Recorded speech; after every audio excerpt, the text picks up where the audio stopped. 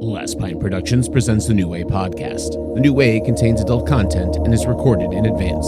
The following episode was originally recorded on August 8th, 2021. Listener discretion is advised. So you were in Vietnam, if I'm not mistaken? Yeah? Were you in the shit? Yeah, I was in the shit. Last night, Darth Vader came down from planet Vulcan and told me that if I didn't take Lorraine out, that he'd melt my brain. Here's how you get him.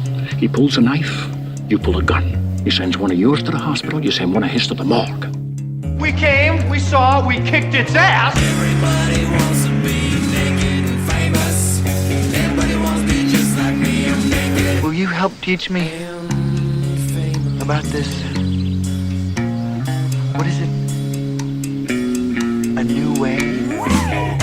Hello and welcome once again to the New Way podcast, where we break down pop culture so you don't have to. I'm your host, Matt Shank, joined in studio by Mr. Benjamin Scott Wilson.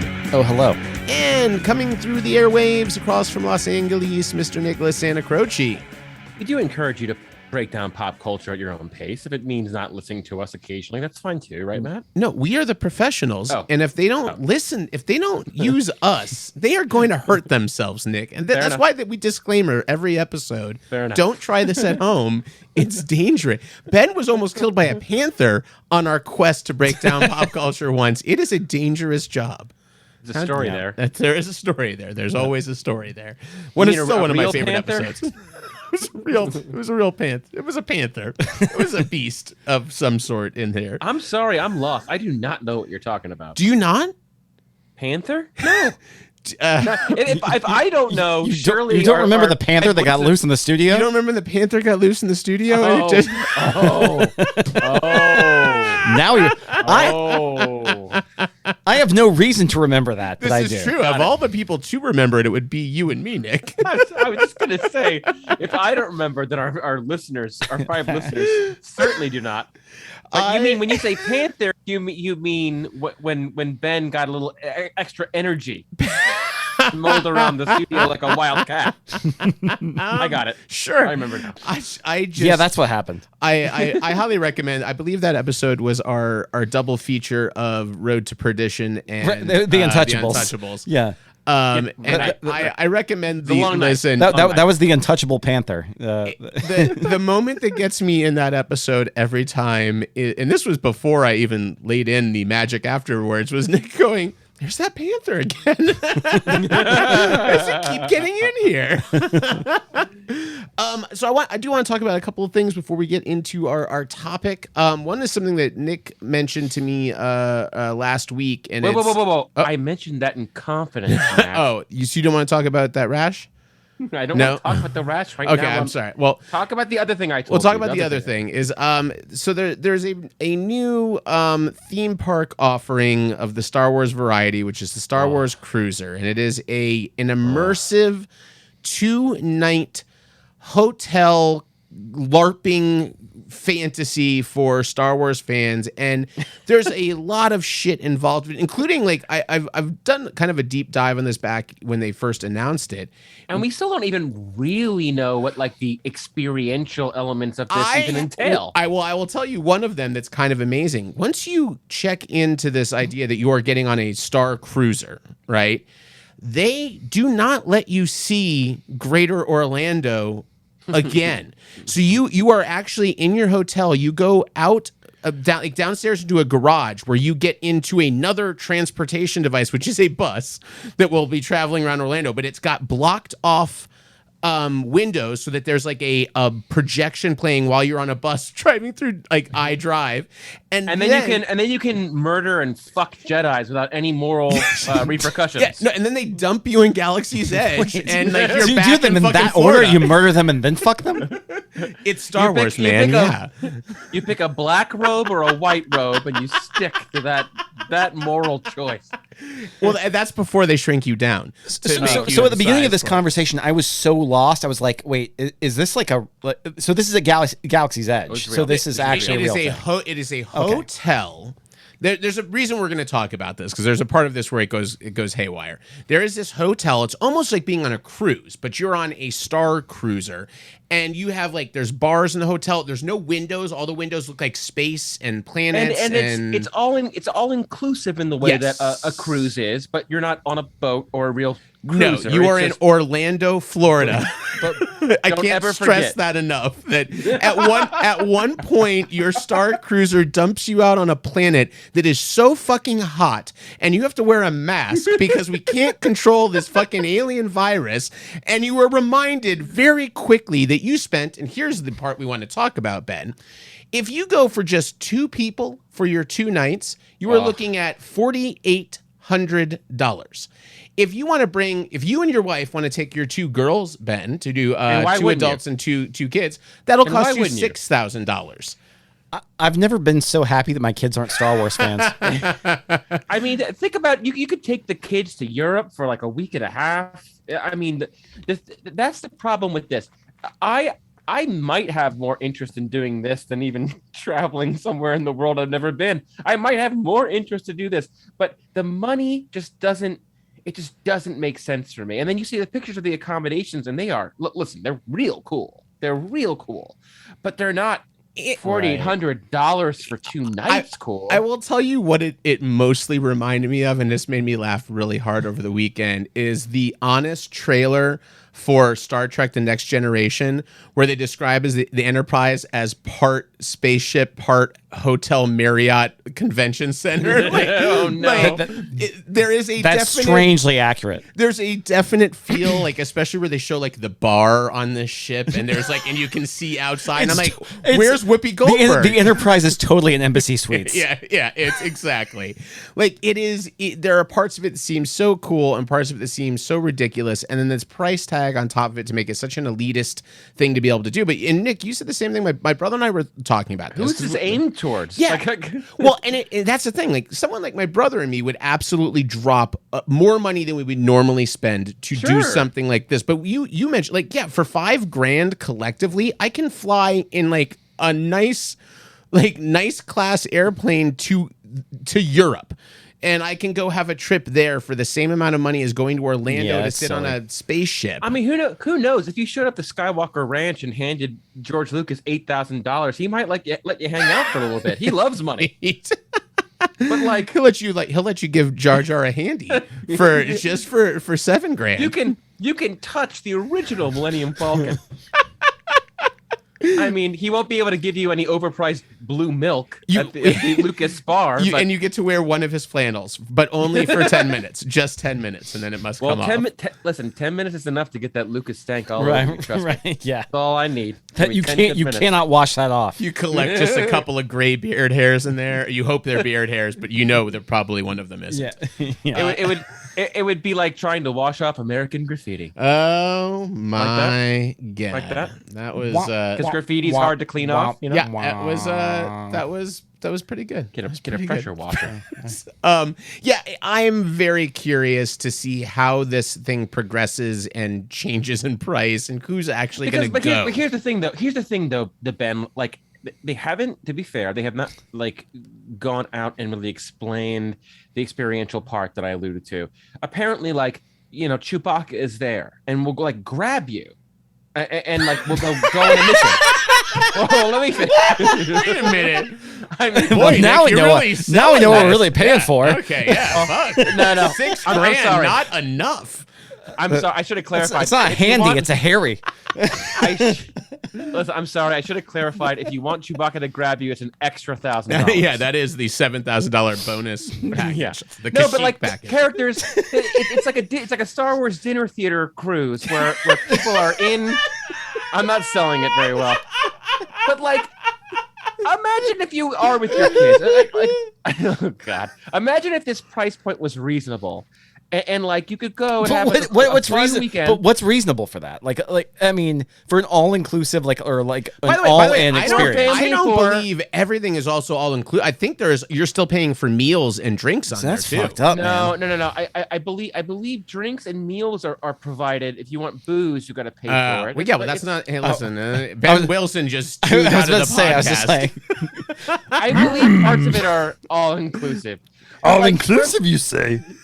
I feel, God, depending on what exactly these experiential elements are, for a family of 4, if it was 1,000 each, that's getting closer to being reasonable for me.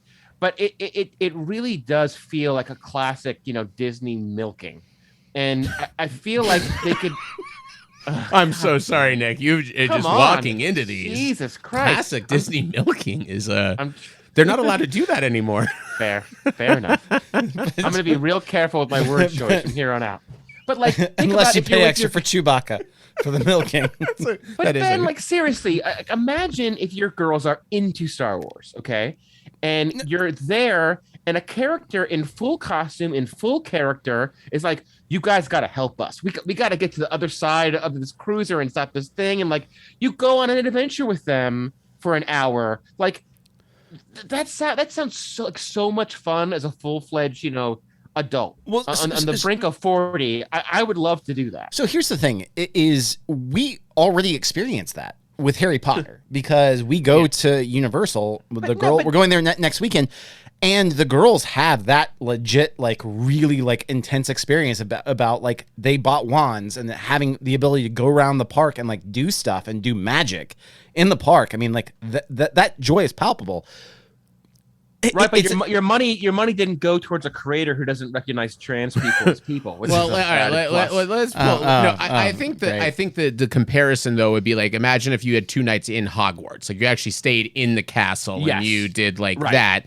And imagine you're in Slytherin, so you stay with only Slytherin people in the bunking. There's so many problems now. No, no, you didn't. That was just summer camp for me. Yeah. I'm just picturing like the antagonist, like a bunch of people that travel to Orlando, Florida, and first of all, there's like 100 people in Slytherin, and there's like one Hufflepuff that's just like, I don't know where to, there's no one in my dorm. You can tell the one Hufflepuff is in a mask, and everyone else is just looking at him like an asshole. Like, but you couldn't magic away that thing. No, this is the Dark Lord. Yeah, I totally understand. Slytherin is like COVID's a hoax. I totally understand where you're coming from, though. I'm just trying to think about like what is the actual intrinsic value. Like, what would you apply? Because like I'm a big Star Wars fan. I grew up a huge Star Wars fan. Like, it would take a lot for me to actually like commit to something along those lines. I mean, but if you see pictures of like the attention to detail, and you really do feel like you're in a ship. I mean, honestly, it's easy to say that now, but I feel like if like they gave you a free hour, that would be like the equivalent of like, give me just a little taste to crack. Sure. And then you're hooked. Then you'll pay the $6,000. Yeah. But they don't have a way to do that. They can only show you photos and describe experiences. And I just don't know if that's going to be enough for a normal family of 4 to spend that much money. I think part of the thing also that in somewhat defense of them is that if a family of 4 wants to go and actually stay at one of the big Disney resorts and get tickets for the family to the parks and be there for 2 days, that is also, you're spending that much money anyways. They're not spending quite that, but they're spending a pretty good amount of money for a family of 4 to get. You're spending $6,000. Yeah. I get some of that, and it sort of goes that way. But I think for family ones, it somewhat makes sense. I think it sucks for the man-childs out there.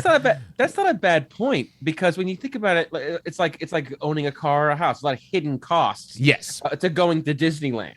Going to Disney World, you think about the ticket prices, but you don't think about the accommodations of the fact that you're staying there and the Dole Whip, the $7.50 Dole Whip. You know gotta get that Dole Whip though. Gotta get the Dole Whip. I mean, Dole Whip is pretty much the best thing in the park. Well, I'll tell you what I like. I just like the pineapple spear. Cut out the middleman. Don't blend it up. It's cheaper. It's just as refreshing. Anyway. Continue. There ain't no pineapple spear on the Star Wars cruiser. That is no, it's only premium, only that to get straight to it. Now I think I'm curious to see how it all plays out. The other thing is that, the other thing my brother and I talked about, because we've been very excited about this for a few years, and when they initially announced it, there were rumors that these were going to be the prices, like very close to these prices. So we were like, okay, let's see. And my brother was like, yeah, it's like going on a cruise, or it's a landlocked cruise in Orlando at a theme park, and like all these costs are going to add up. The other thing is that I'm going to be able to watch video of like some family's like 2-day stay there. I'm going to get to see everything that they do. on it at some point and make a Straw choice. Hat Goofy is gonna get invited Yeah. for free. You're gonna watch his video, And I'm gonna watch the 4K video on YouTube that like shows me what the Star Cruiser's like, and I'm gonna decide, is this something that I think at some point, because like I would drop. So you keep saying Star Cruiser. Is this like an Imperial cruiser, or is this like a Star Destroyer? Like what kind of cruiser is it? The good guys. Imperial. Didn't it? I know. No, I think it does look like one of the bad guy ones, but there's a whole storyline and a whole thing of why you're getting on it, and I think there's also, like Nick said, you're not actually wrong. There is some of the Westworld black hat, white hat, where some of you are resistant fighters, some of you are with the Empire, and I there's didn't like know a that, whole, actually. yeah, there's a whole storyline with it that like that's why you go to the planet that is Galaxy's Edge, which I forget what the name of that planet is. But. See, I'm totally like, I would not commit to this, but then again, if you were like, oh no, it's actually Mandalorian based, I'm just be like, okay, take my money. Pedro Pascal will be there for, but he will not take the helmet off. That will cost you $2,000 extra. But yeah, I'm just thinking that I'm going to put video screens around this office, and I'm going to make this a new transporter thing, and sell for $200. You can come do this plus cost of beers, and we can ride it in here. But yeah, it's gonna be interesting. I await further information about it and videos. That's your Tinder profile. That's my Tinder profile. Yeah. Come to my Star Cruiser. If you'd like to take a ride in the Star Cruiser. Yeah, that didn't work. One real other quick thing before we get into the podcast. There was a new Venom There Will Be Carnage trailer that came out recently. I've gone on the record as being a fan of this silly franchise because it is so, and I feel bad because I feel I know why. I think I know feel why, I'm Matt. directly stealing from Nick's like hope to have a real version of this someday, and it's just a property I know nothing about, so I'm enjoying this janky Little Shop-esque version of it. And speaking of which, our resident song stylist, Nick Santa Croce, has done another bang-up job merging the worlds of Venom and Little Shop of Horrors, and we actually have a sample of this. I didn't have to try too hard. No, and this is you can also find the full video on Nicholas's TikTok. What is your handle on TikTok, Nick? Niximus here Niximus. And all across social media. So definitely check it out. But here's a little sample. In very loose association with Marvel Studios and director Frank Oz, Little Shop of Symbiotes. Does it have to be human? Parents are gonna take their kids to see this.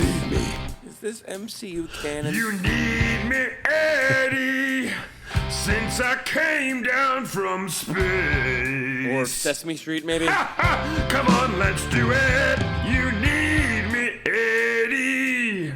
Forget about Topher Grace. Okay, low blow. Come on, man. We finally got a good thing going with Sony. Shut You up. still need me, Eddie, to cover up your face. You know what? You're right. Batman, Mad Max, Dunkirk. Why is my face always obscured? Do I need to talk to my agent? I'm the star of the show now. You're just some flashy CGI. Does this look like CGI to you, punk? Rated NC-17. I'm just the movie looks ridiculous once again, and they've completely leaned into the Little Shop aspect, and I'm so there for it. I can't describe it. I just think the casting is really weird. Like Woody It's Harrelson as Carnage. Listen, every time I see Woody deliver a line as Cletus Cassidy, I cringe, and that's the most. Yeah. And I love Woody, but it just I can already tell it's a mismatch. And along with that, the most frustrating thing for me is Didn't like Andy Serkis direct it? Yes. No way, really? Yes. Yeah, Andy Serkis is director. Huh. Well, I would much rather him just be Carnage. But hey. Oh, you know, no shit. That would have been awesome. Good luck. The thing that's frustrating is a long-suffering Spider-Man fan, and then to see all the chips start to fall, and then just have this it's like this redheaded stepchild that we don't bring to the family reunion, but we have to acknowledge that it exists. Yeah, like that. The thing that's especially tough for me is some things they are really doing well. Like my favorite thing, and the reason why I think that you can't really do a Venom movie without Spider-Man is that the symbiote doesn't love Eddie Brock the way the Carnage symbiote loves Cletus Cassidy. And in fact, it's like a spurned lover. It's still in love with Spider-Man, its first host.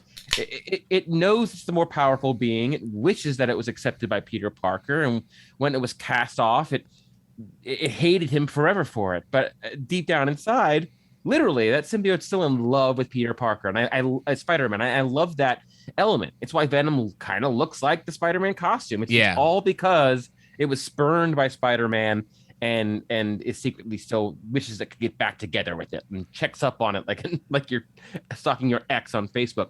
But the difference is that's why they say we are Venom, and the symbiote opens around Eddie Brock's face and consumes him. Whereas we finally see in this trailer our first look at Carnage, and when he turns into his full final form, it's not the same. It's a very it's growing of him. It's grafted. Yeah, and it's very violent. It's great. His skin transforms into Carnage. And he says, I am Carnage, not we are Venom, we are Carnage. And that's because that symbiote found the host that they're in a loving, healthy, quote unquote, relationship. Whereas Eddie Brock and Venom are sort of like the couple that are really fun at parties, and they seem like the perfect couple until they get home, and they're arguing all night about who left the toilet seat up. Do you think, and without going too far down the rabbit hole on this, but positing just a possibility, do you think it would redeem kind of what you're looking for in this if they sort of reversed this storyline? And Venom now goes to Spider-Man, and it basically becomes a reversal of its missing Eddie Brock, and now it's part of Spider-Man and how they work together differently. That you could do something like that, and kind of it would be very Marvel-esque to take a well-worn, known thing and spin it in a way that they're like, okay, we're going to mishmash some of these stories here. I hadn't thought about that. That's a good thought. I would not hate that. It'd be interesting. The thing is, I remember. It's funny. I was not a long-time Spider-Man fan. I learned about Spider-Man through my uncle, who would tell me the origin stories of like what he remembered from reading the comics as a kid. But when I really got into Spider-Man, it was around the time Maximum Carnage, the video game, came out. Oh, Green Jelly did the music, and I got all the books and kind of caught up. Right. I even bought this young adult fiction book called Carnage in New York. You remember that? No. I do not remember that. Well, it was written by like a New York Times bestselling author. And then the thing is, it's like some of those Star Wars books that actually flies in the face of those rushed movie adaptations at the Scholastic Book Fair. But these are actually like real, there's some good stuff in there. There's one scene. I don't know if I talked to you guys about this before. And I want this to be, I hope that they don't do this in this movie, because I want them to save it for when, hopefully, Carnage enters the MCU proper.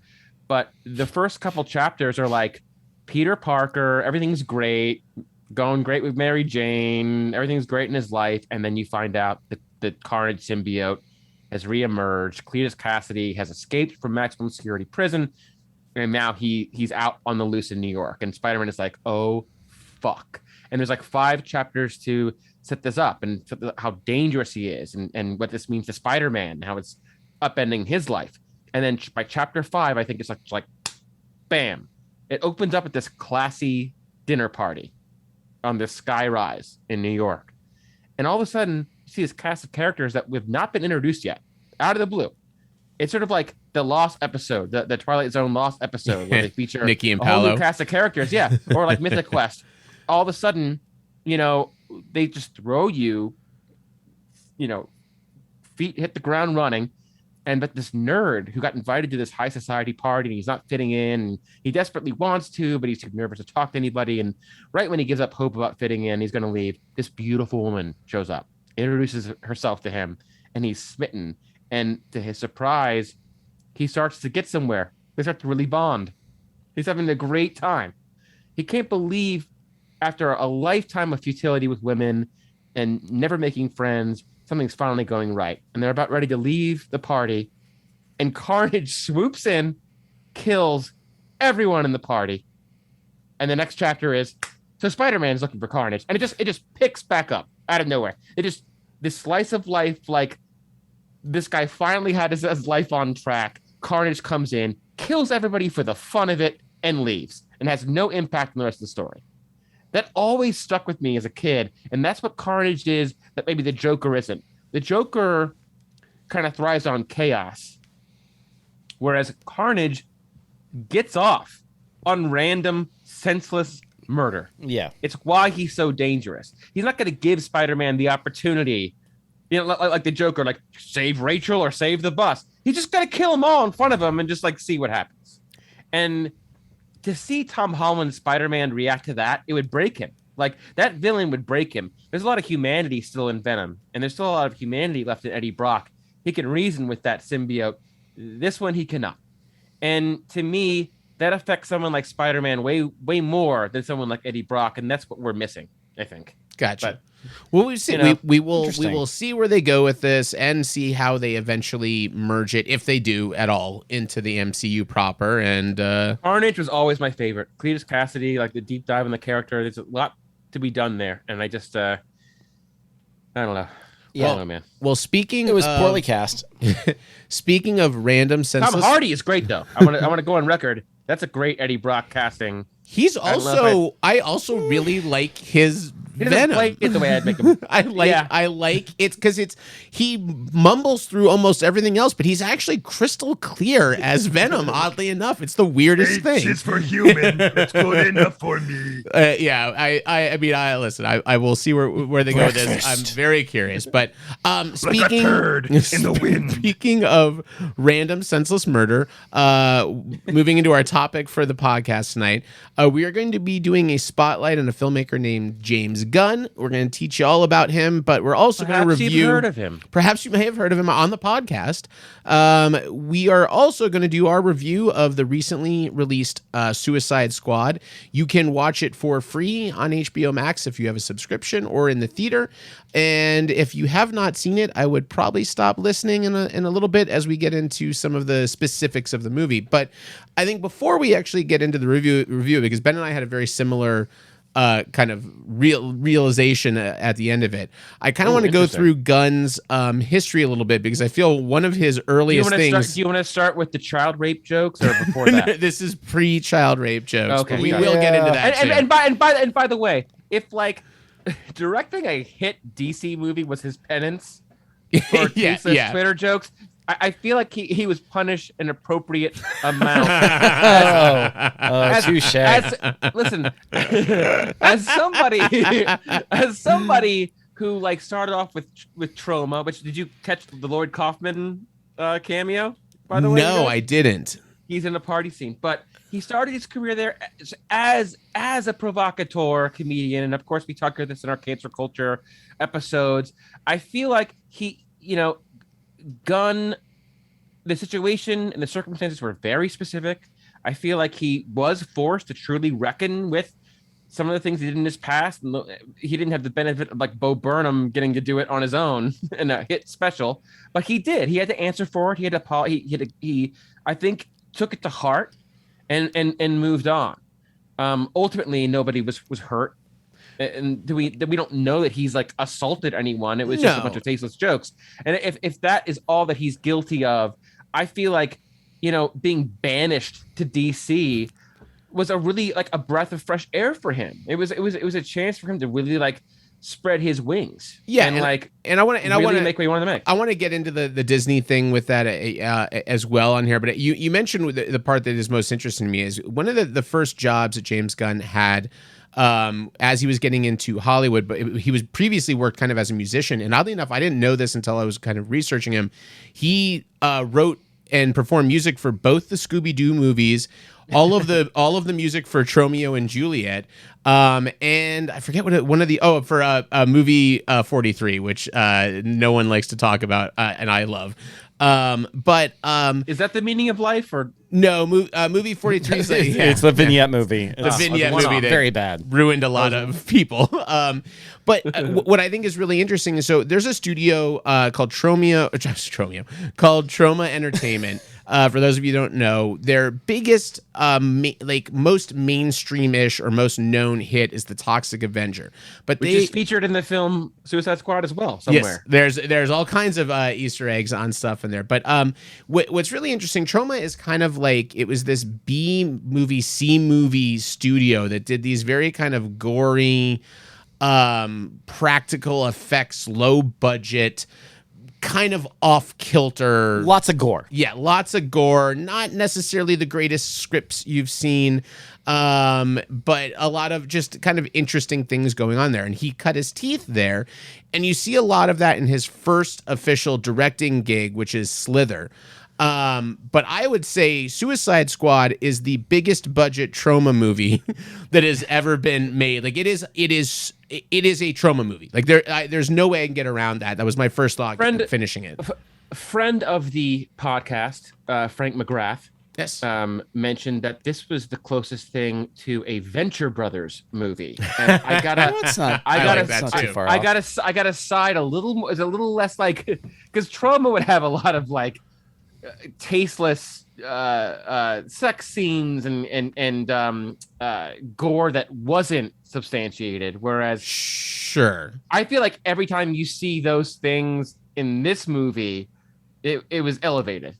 Oh, I mean, you're working with a DC budget now. Yeah, he said this in my favorite scene is the guy who had a t-shirt on and no pants and just like full dick. Like there's always something Winnie the Poohing it, yeah. Yeah, when you Winnie the Pooh it, it's always funnier. It's always creepier than a full on nude. I mean, so the movie for me it's very interesting. Spoiler alert. Yeah, I'm a huge James Gunn fan. I still, as I've said, Guardians of the Galaxy I think is the best thing that for me it's my number one MCU. I like it better than Star Wars. By the way, real quick, is this the first dick in a superhero film? A major superhero film? You see Deadpool's dick.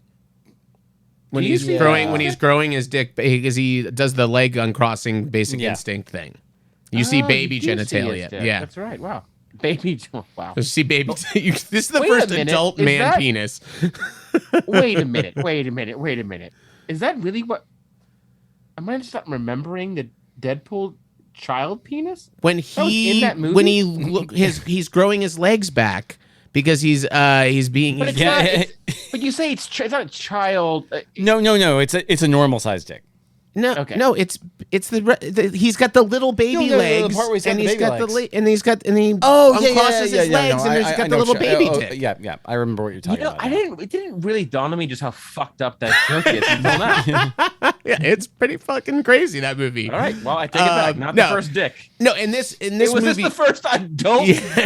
Yes, this is the first adult dick. You are correct, I believe. Jesus. No, I think what's really interesting with this flick is that this is definitely not my favorite James Gunn movie, but he said in an interview that this is the most fun he has ever had doing a movie because he got to do whatever the fuck he wanted and he had a blast. And you can that's the part of it that I think also translates in most James Gunn properties is you feel his emotions when you watch his movies. Like you watch something like Super, which is very nihilistic, extremely and dark, and was when he had just gone through his divorce with Jenna Fisher, and you feel every ounce of that on screen. And I think in this movie, you feel the exact same thing. He's just fallen out of love with Disney and Marvel and lost that job. He maybe thinks his career is over. You know, that was height of cancel culture, really, for a lot of reckoning, and it could have been over. DC grabs him. He likes this property, and he also sees this opportunity to just go fucking balls out and make this crazy thing. And what I appreciate about what he does is that I think the only part that I don't necessarily condemn it. I think for me this is a B+ movie, and most of his stuff is A or A+ for me. So I don't think it's a bad movie. But I'm surprised. I thought you were going to just be a Gunn fanboy and love it. But that's where I am. I'm in the same boat. I had a fucking blast watching this movie, but it is also not really a movie. It is a series of vignettes. And although what I love about Gunn is even doing something like this that feels almost like episodic, the way it's moving through it, is that he still manages to fucking put heart in the right places at the right moments and hit those beats, to the fact that I cared about Joel Kinnaman's character. And I had a character that was so terrible in the first one, the Flag, Colonel Rick Flag, which was such a bland character in the first iteration of the Suicide Squad, and Joel Kinnaman also just not great in general. And I legitimately he had a good arc in this. I thought it paid off great. And the movie really did a good job. Amanda Waller is always good, though. For the record, whenever she appears in any property, she's always good. The third act of this movie, character-wise, is fucking great. And real quick, just on the Amanda Waller topic, just for a moment, is there any Marvel equivalent to Amanda Waller? I know there's like Thunderbolts, like Marvel's version, but like there is no one like Amanda Waller in the MCU, and it's honestly one of my favorite characters in all of DC. Well, I mean, so basically you have the equivalent with Samuel L. Jackson, but it's not into like no. But the thing is Amanda Waller. Amanda Waller is just heartless. She's just completely brutal. Yeah, and you don't have that with Nick Fury. So there is not a correlated character. I think we're going to see shades of that with Julia Louis-Dreyfus, but I think the biggest difference is that Amanda Waller in the first Suicide Squad was not a great person, but she wasn't the fucking disgusting trash person she is in this movie. And it's because it's an R-rated movie where you can talk about murdering kids, which they do a lot in this movie. It is a plot point several times that children are being murdered.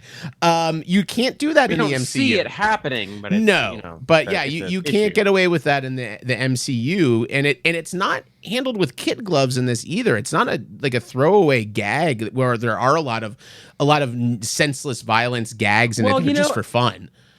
And I think that you're right. It's bigger than just a plot device. Even the first movie, to a certain extent, just Gunn has a more deft hand at it.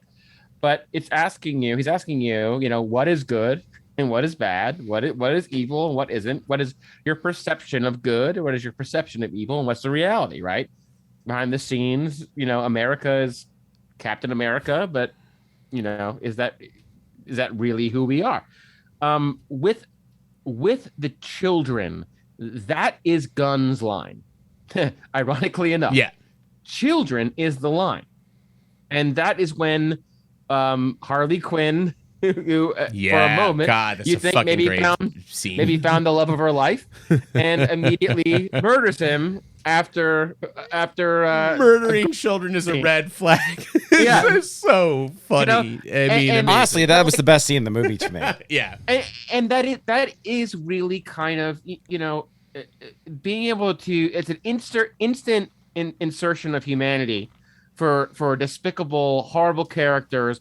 Even Harley Quinn, capable of just senseless, thoughtless murder, draws a line at kids, and that was his way of saying, okay, the real evil here is the experimentation that governments are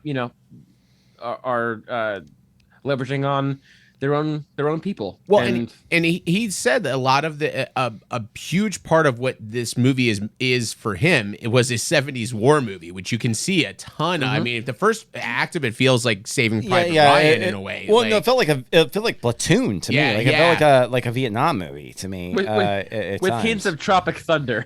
Well, and even with like the you think you're right, Ben, because I remember thinking when they're in the jet in the beginning and it's the red light, all I kept thinking was Predator, which is basically your same Platoon, Vietnam stuff like that. But I think there's a huge part of that, and there's a lot of Predator in that they're going to this like Latin-based country that's in strife, and the threat seems to be this government overhaul, but that's not really the actual threat, and there's all this other stuff going on.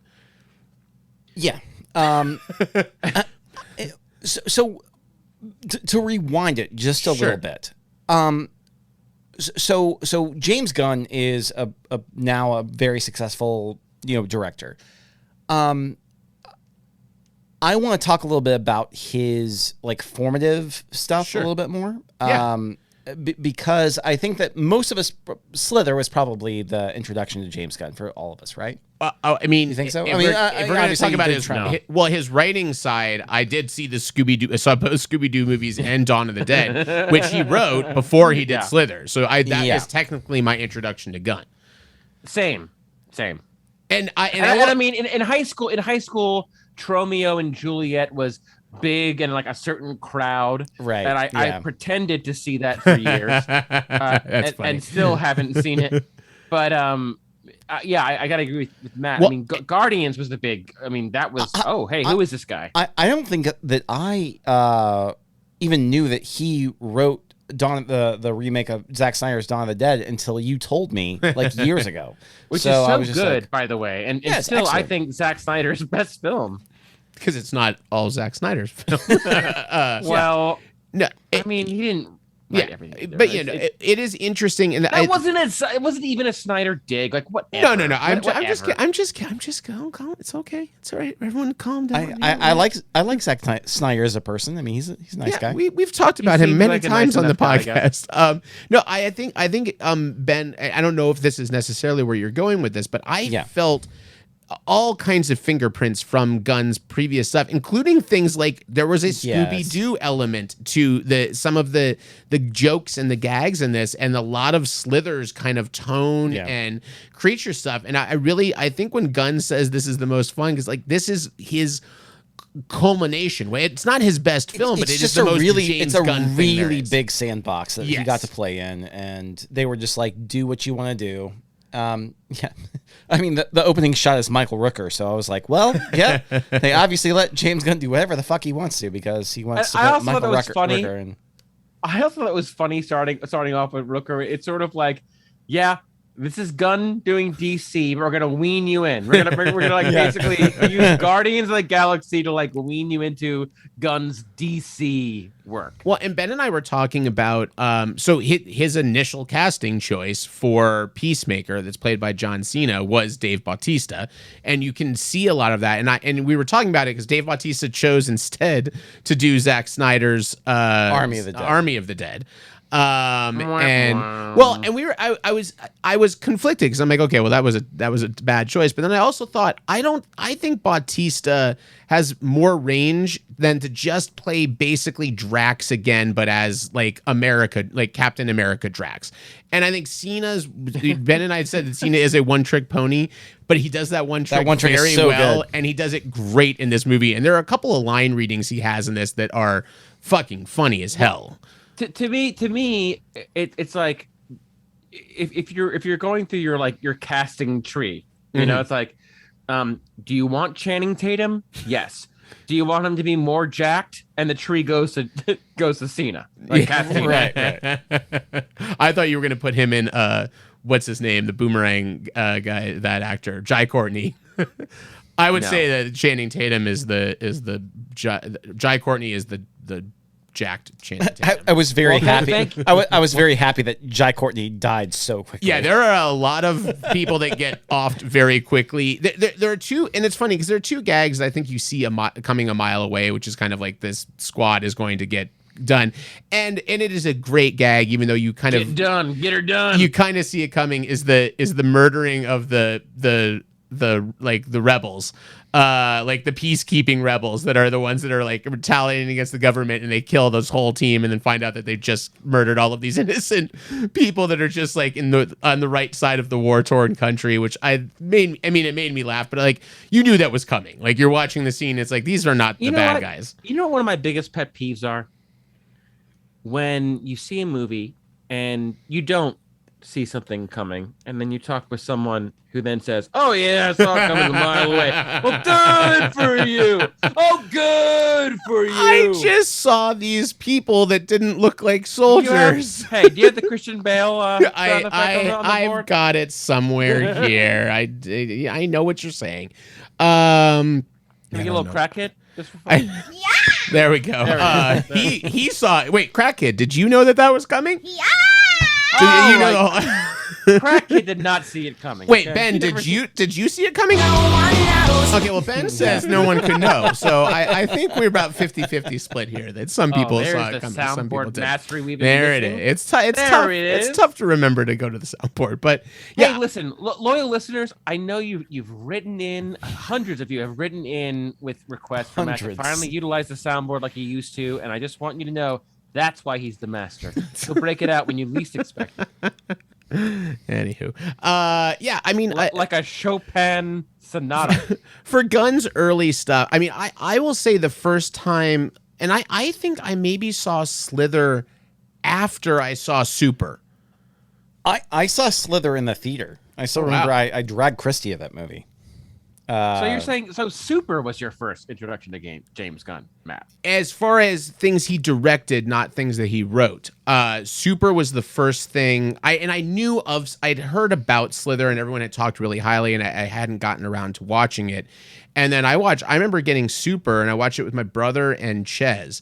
Because we were like Ches had just gone through a divorce, and he's watching this, and he was like, God, this movie is like really hitting me. And he's like, who directed this? We go, James Gunn. He goes, oh, because he just got divorced from Jenna Fisher. And we're like, I had no idea. But as soon as I put that two and two together on that, but Super is a phenomenally good, but very just dire movie. It's a very sad movie. Yeah, it's a sad movie. Do you think Gunn and Jenna Fisher went like a double date with Rainn Wilson and whoever he was with at the time, and then like he just They just decided figured we it should out. make a movie? Yeah.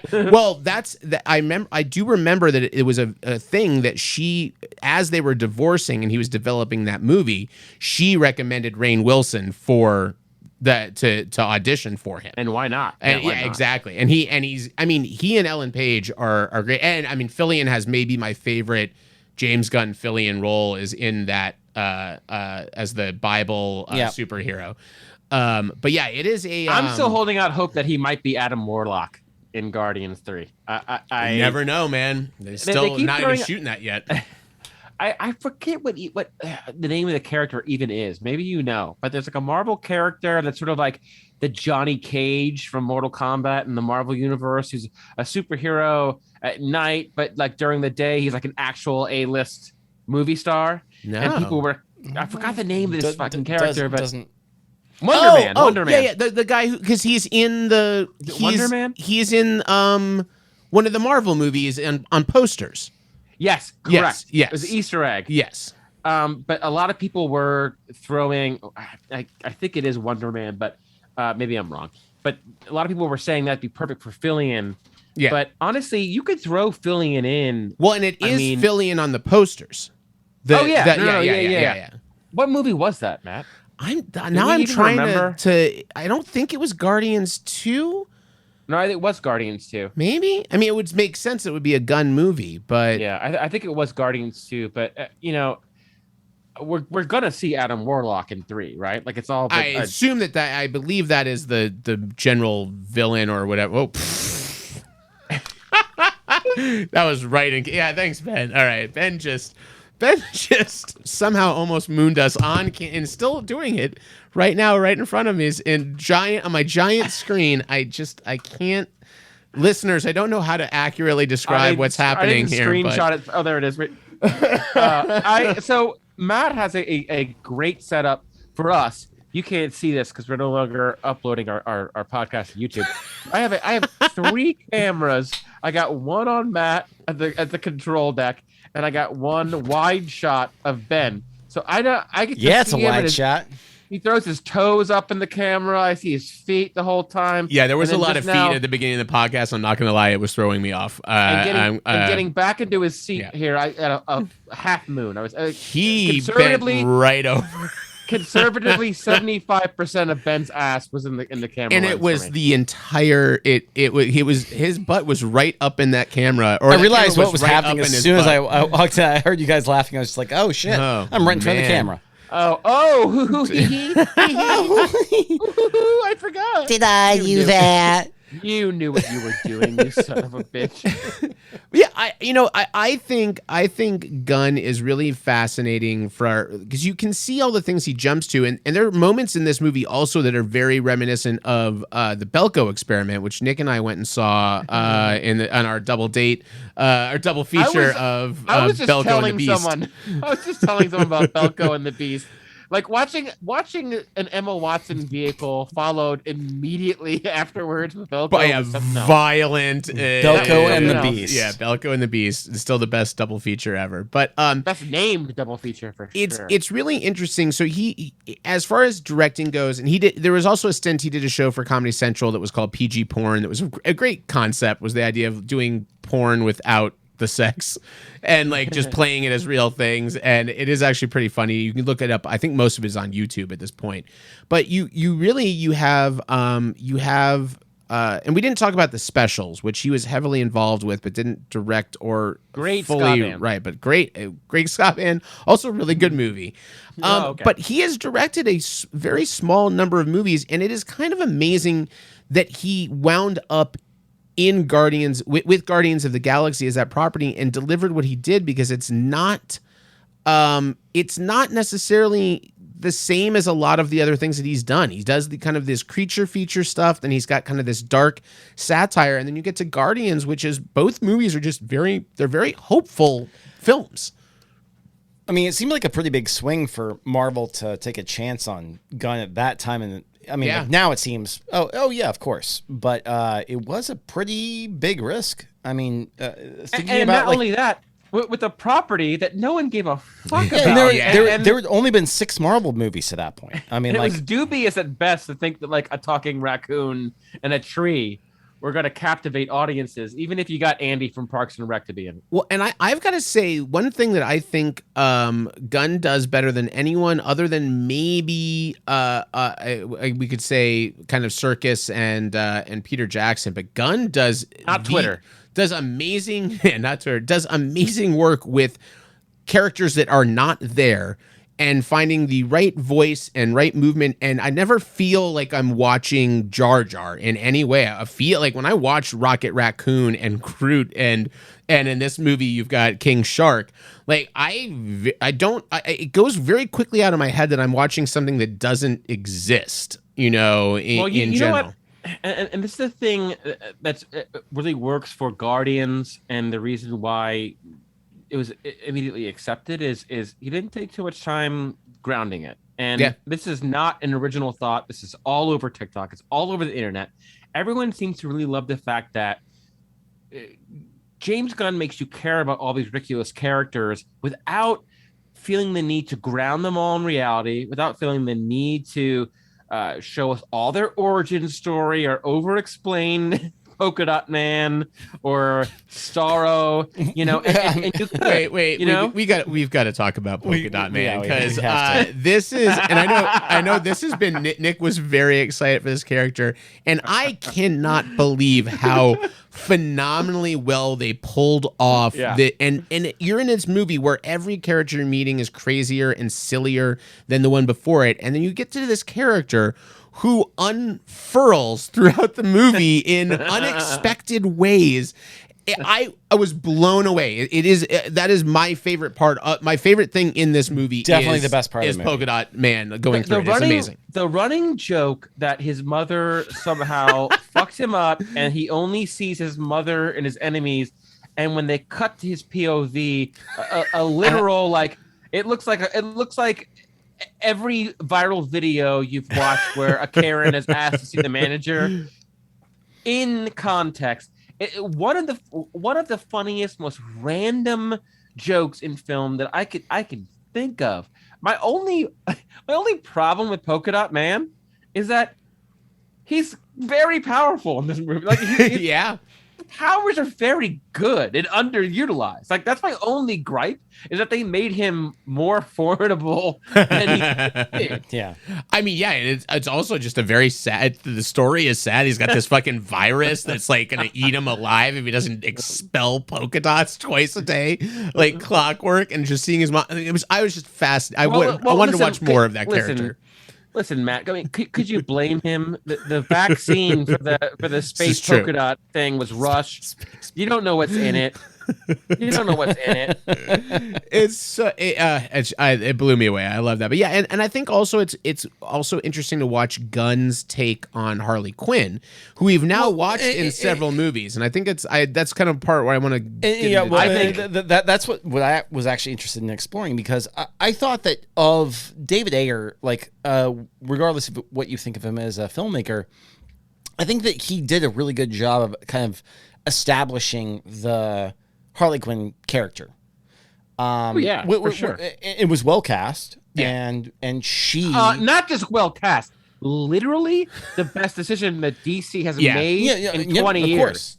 Yeah, it basically salvaged the. I mean, truly, when you got properties like Batman and Wonder Woman and Superman, and truly casting Margot Robbie as Harley Quinn, it's a rare culmination of perfect fit in casting and someone who relishes playing that character. That's a really, I think that last part is the most underrated thing in superhero casting, especially. Yep. Is if you look at the ones who have done and that's very why I love well. Tom Hiddleston, who says, "I'll play Loki until I die." Like the actors that love doing this shit. That's why Hugh Jackman is great as Wolverine, because he fucking loves it and he loves that character. And she's the same. Like, she's gonna put her heart and soul into this character, no matter what movie, no matter who's directing it or what the movie is. She's gonna fucking deliver. And it's a different Harley Quinn in this movie, though. I like. Yeah, I like seeing the different directors kind of get a hold of that character. Hot take: I think Birds of Prey Harley Quinn is the best Margot Robbie. I agree. No, I agree. I think it fucking nails it. She's great. Birds of Prey is a really underrated movie. Like, really totally gets agree. Lost in the shuffle. Yeah.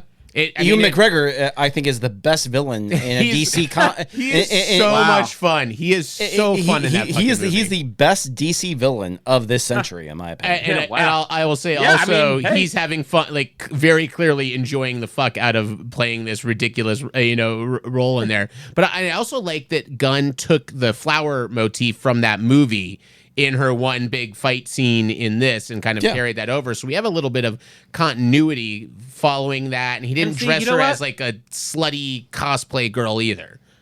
And I hope that Danny Elfman takes the same cue from James Gunn when doing the Doctor Strange score.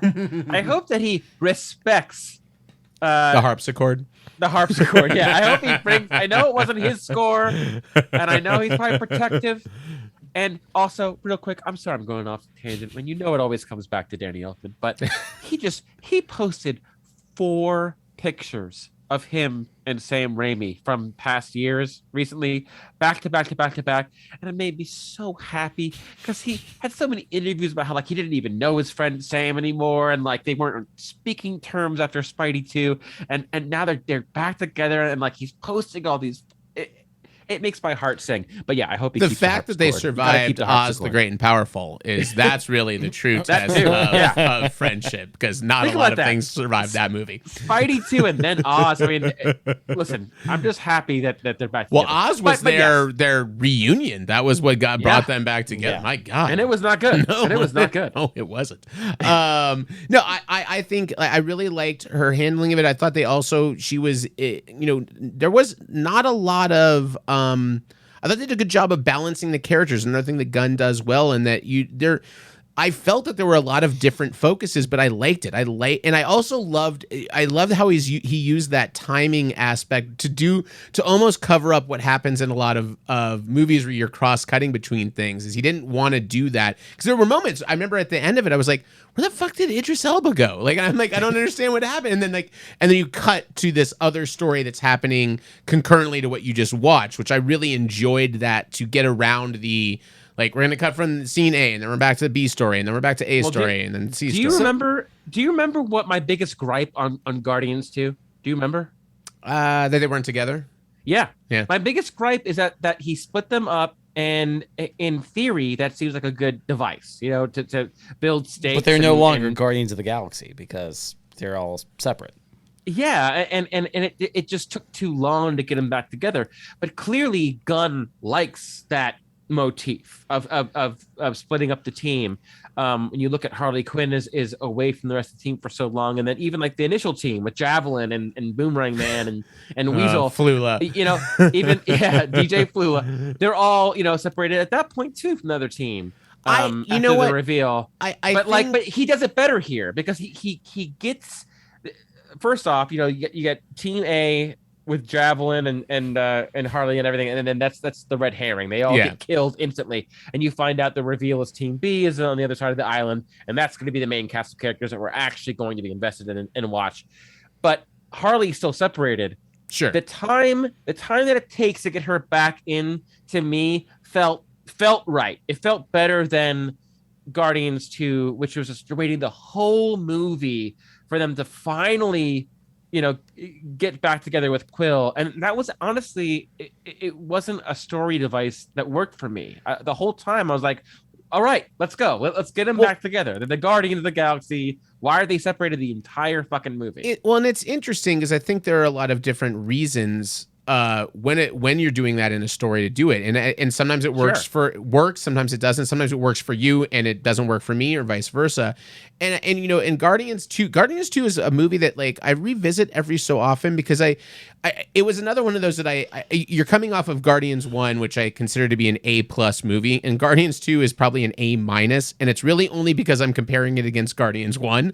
Like I think for that movie, but I go back and I find so many things I love in that movie every time I go back and watch it. And part of that is what the symmetry he's using in the story. So the reason that Rocket is split up from them is to put him with Yondu and with Nebula and with Baby Groot, all the fucking the orphans that are like just totally fucked up and are self-centered and self-sabotaging. Put all of those characters together, so they're forced to make that journey to it. And then that's what I appreciate. Whether it works ultimately or whether it's enjoyable is almost less important to me than I kind of like the psychology of what's happening with those characters. Yeah. And I think it carries through nicely, especially with Nebula's character, to watch where going back and watching that movie, knowing where she's going to end up in Endgame and Infinity War, which is something we should also mention. James Gunn was very instrumental in writing all of those Guardian roles in both of those movies, and Disney made sure before they fired him that they got those pages over, and he was still an executive producer on those movies, which and I think we should we talked a little bit about on cancel culture, but just to understand what happened with James Gunn, if you haven't listened to that episode, he directs Guardians 2. He has been building Avengers Endgame and Infinity War. This is before Infinity War comes out. I believe that this happens. It was 2018. And it wasn't long after the second Guardians movie. Old tweets surface of Guns that made very off-color satirical pedophile jokes, and they're not funny. And it was very much. You know what? That might be the biggest sin of it all. Yes, if you're gonna make that joke, maybe make it funny. Yeah, and Gunn's thing was he goes, back in that day I like to be this provocateur. He goes, if I was doing this now, I would have probably had a dummy account that I did to do like shit like that, because it was the fact that it's James Gunn. That's the account. It says James Gunn, but I would put out these tweets. And if you've never seen Troma, and that's right. I mean, like, watch a couple Troma films and like. Get back to us. And even if you had, it sucked. Like they were just things to get attention, and they weren't great at it. And he recognizes that as well. Be like, they fucking sucked. They were dumb and they were stupid. But it resurfaced when a lot of there was a lot of Christian right going after filmmakers. It was one guy who was conservative, MAGA guy, who then anybody who was outspoken. And honestly, it's kind of ingenious. Anybody who was outspoken about the current administration at the time being Trump, he then did a deep dive. And you think about the hours and the amount of people that it must have been a lot of work. So look, it paid off for him momentarily. Yeah. And like I said before, I don't think that we should have just brushed it off. I think in the end, all things being the same and attacking it from the specific circumstances, I feel like Gunn should have and was forced to like reckon with like his past in a way that was important before he could move forward and make Suicide Squad or Guardians 3. I think that like ultimately did his career suffer, and like ultimately his career got better. But you know, at the time, I know, like you said before earlier in the podcast, Matt, like, you know, he was in that moment, his cell phone's blowing up. 57 people are calling him all at the same time, and then all of a sudden his name is trending on Google. He probably looks at his phone and goes, "Oh fuck, yeah, I'm done. Well, my career's over." And he had to move forward, and you got to think about like, okay, I got to apologize, I got to deal with this, and he did. And ultimately, this is not a Weinstein situation. This is not someone who was that we know of was assaulting people in the workplace. No, and by all accounts, he didn't have any power when he wrote those tweets. That was the whole point. By all accounts, Gunn is also a very good person to work with, and there's a lot of good videos of him rapping on movies and properly thanking the crew. And who knows, probably has his bad days too. But and it was very interesting also how that shook out, because the tweets pop up and then there's discussion. Is he going to get fired? And Feige and Marvel were like, no. And then Disney was like, well, not so quick, and winds up like, this went over a couple of weeks, and so he eventually gets canned, and he makes a statement. It's just like, you know what, I'm gonna go, and he holed up with his girlfriend in their estate, and you know, got a lot of people backing him up. But he was at that point, he was like, I thought my career was over, and I was deciding what I was gonna do with the rest of my life. But you see, and this also kind of plays to my point that we've made in the past of like, you know, cancel culture doesn't exist in the way that some people, I believe, want you to believe it exists. Just because there are calls for cancel doesn't mean they are canceled. Sure. You deserve to be canceled, you know, most of the time, 99% of the time, you deserve to be canceled, you are. And if you don't, you aren't. And Bill Cosby deserved to be canceled. Louis C.K. deserved to be canceled, right? But that moment where, okay, we're going to hold him accountable for these tweets, which was absolutely the right move. And it was important that everyone kind of saw them and looked at them and cringed and thought, oh, fuck, you know, these are bad. Yeah. But at the same time, that's the moment where people who have worked with him, cast, crew, that's the moment where they come out and say, yeah, this is a scumbag who doesn't deserve to be working in the industry. Come out and say their piece. Or it's the moment where those same people come out in defense. Yeah. And it seemed pretty overwhelming that people were coming to his defense. So yeah, and people that were still working for that studio and had a giant movie coming out and were still putting their careers on the line as well to defend him. And I think that's something also that is representative in him as well. Maybe we can kind of end on this, but one thing I really love about Gunn that he's been very public about is advocacy of these types of movies. And there are a lot of filmmakers there, and I loved his read on the Scorsese thing. And he was so dead right about it. And it was basically a Scorsese came out with like Superhero Suck, and he's like, he was drumming up business for his movie. And then he's like, I fucking love Scorsese. These are movies I grew up on. There's nothing against him as a filmmaker. He said a thing to drum up publicity for his thing. But he goes, if you look at any of these movies and the actors involved in them and these things, like, and he's out there. Anytime someone's shitting on superhero movies, or that stupid fucking article that claimed that anyone could play Iron Man and Robert Downey Jr. wasn't instrumental in crafting that role, and oh my God, fuck you with the biggest stick. That is the dumbest, stupidest thing I've ever heard.